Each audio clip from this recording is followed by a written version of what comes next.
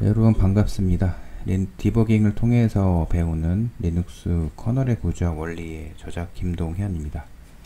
이번 시간에는 4.2절 프로세스 확인하기 절을 설명하겠습니다.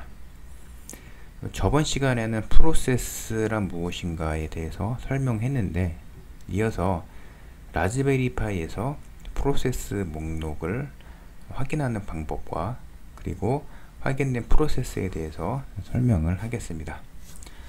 리눅스 커널은 좀 그 내용이 방대하고 어려워서 좀 단기간에 좀 익히기 어려운 부분이 많아요. 근데 대부분 리눅스 커널을 공부할 때 처음에 프로세스를 배우죠. 네, 안타깝게도 많은 분들이 프로세스를 공부하다가 포기하는 경우가 많아요. 왜냐면 프로세스를 좀 이론으로 공부하는 분이 많기 때문이에요. 자, 그럼 어떻게 해야지 프로세스를 빨리 배울 수 있을까요? 프로세스에 익숙해지려면 리눅스 시스템에서 프로세스를 출력하는 명령어를 좀 자주 입력하고, 그리고 ftrace 로그에서 프로세스 관련 정보를 자주 분석을 해야 돼요. 그 전에 여기서 보이는 ps 명령으로 프로세스의 목록을 자주 확인하면 이제 프로세스에 대해서 조금 더 익숙해질 수가 있습니다. 자, 화면에 보이는 이 부분은요, 라즈베리 파이에서 ps-ely라는 명령어를 입력했을 때의 출력 결과예요. 보시면 여러 가지 프로세스 이름들이 보일 거예요.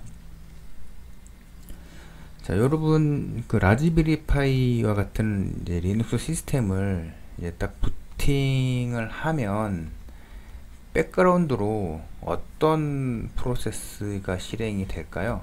여러분, 이런 의문을 가진 적이 있는지 모르겠는데, 기본으로 리눅스 시스템이 부팅된 다음에 아무런 애플리케이션을 실행하지 않아도 30여 개 정도의 프로세스가 백그라운드로 실행이 됩니다. 왜냐면 그 커널을 실행시키기 위해서 다양한 그 서버 시스템별로 그 실행되는 프로세스가 구동이 되거든요. 그래서 이렇게 리눅스 시스템에서 이 명령을 입력하게 되면 아마 지금 이 출력된 화면보다 훨씬 더 많은 프로세스들이 보일 거예요. 그래서 백그라운드로 리눅스 시스템에서는 30여 개의 프로세스가 동시다발적으로 실행이 되는 것을 확인할 수가 있습니다. 다음은 ps란 명령어에 요 옵션을 적용해서 확인한 출력 결과예요. 보시면 이 부분은 프로세스 이름이거든요. 프로세스 이름인데 이 밑에 보시면 kworker로 시작되는 프로세스가 보이고요. 밑에 이렇게 프로세스들이 확인이 되죠. 그래서 네 번째와 여섯 번째 줄에 보이는 이 프로세스의 부모 프로세스는 세 번째 줄에 보이는 kthread add 프로세스예요. 그래서 프로세스는 부모 프로세스에 의해서 복제되는데, 어떤 프로세스가 생성이 되던 부모, 자식, 그리고 형제 관계로 프로세스의 구조를 확인할 수 있거든요. 그래서 ps-ejh 명령어를 입력하게 되면 프로세스의 목록을 부모, 자식 관계로 확인할 수가 있습니다. 자, 그래서 방금 말씀드린 네 번째부터 여섯 번째 줄에 보이는 프로세스들은 PID가 2인 K kernel thread add 프로세스에 의해서 이 세 개의 프로세스가 생성이 됐다라고 볼 수 있습니다. 자, 이 출력 결과를 좀 더 설명을 드리면, 가장 오른쪽에 보이는 이 문자열이 프로세스의 이름이고요. 이 부분이 PID, 프로세스에게 부여된 정수형 ID를 뜻합니다. 자, 이어서 PID를 설명을 좀 드리겠습니다. PID는 프로세스 ID의 약자이고요. 그래서 여러분 이제 은행에 가면 이제 그 은행에 도착한 순서에 따라서 어떤 번호표를 받죠.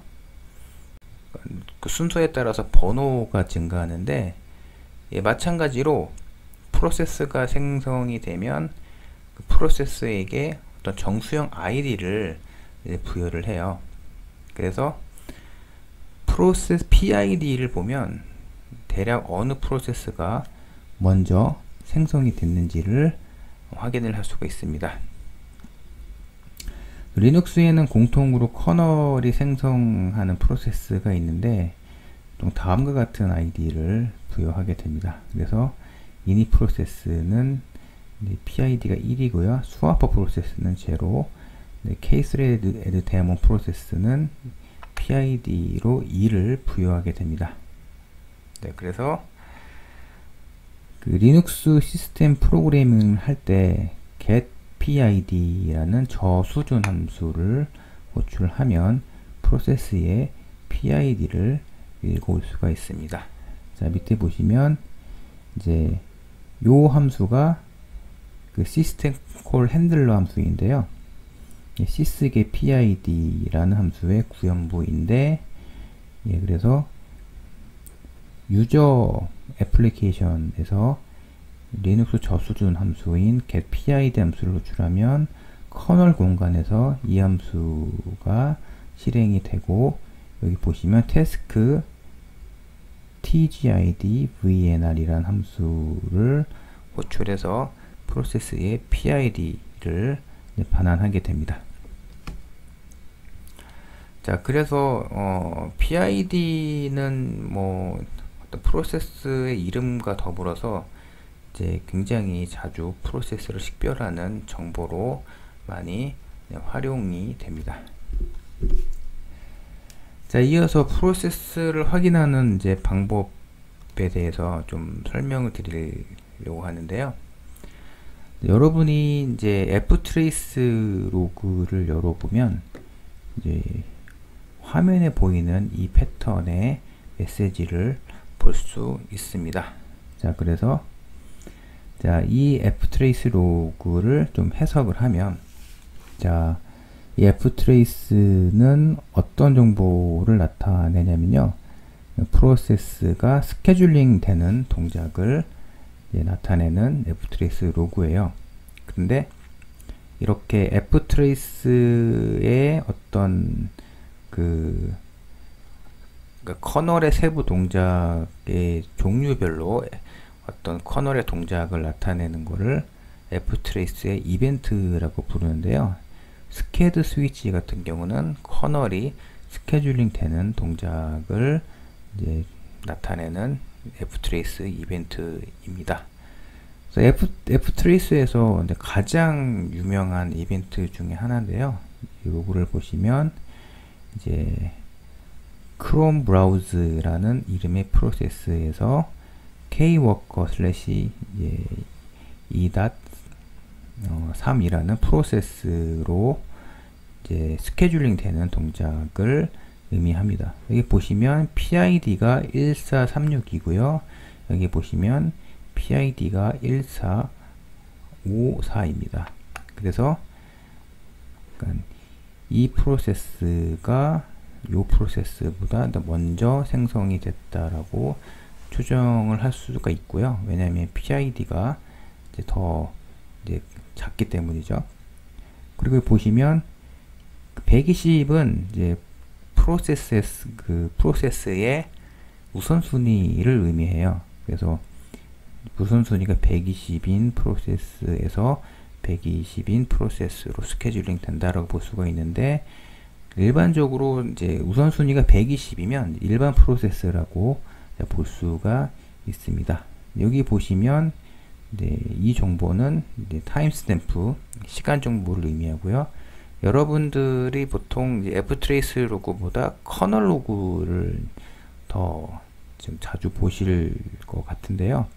커널 로그에서 보이는 타임스탬프와 동일한 정보입니다. 자, 여기까지 ftrace에 대해서, 메시지에 대해서 설명을 드렸는데요. 가장 중요한, 가장 왼쪽에 있는 이 부분에 대해서 이제 설명하면, 이 정보는 PID가 1436인 크라운 브라우저 프로세스가 실행 중이라 라고 해석할 수 있습니다. 그래서 여러분이 어떤 ftrace 메시지를 해석하든 가장 왼쪽 부분에는 프로세스의 이름과 프로세스의 PID 정보를 볼 수가 있습니다. 그래서 어떤 ftrace 메시지이든 프로세스의 정보를 확인할 수 있다라는 점과, 그리고 가장 왼쪽에 프로세스의 이름과 PID를 ftrace 메시지에서 확인할 수 있다라는 내용을 기억하셨으면 좋겠습니다. 자, 이번 동영상에서는 이제 PS의 명령어를 입력해서 프로세스의 목록을 확인하고, 그리고 ftrace 이벤트를 통해서 프로세스의 정보를 확인하는 방법에 대해서 설명했습니다. 네, 여기까지 시청해 주셔서 감사드리고요. 다음 동영상에서는 프로세스의 종류별로 생성되는 과정에 대해서 설명하겠습니다. 끝까지 동영상 시청해 주셔서 감사합니다.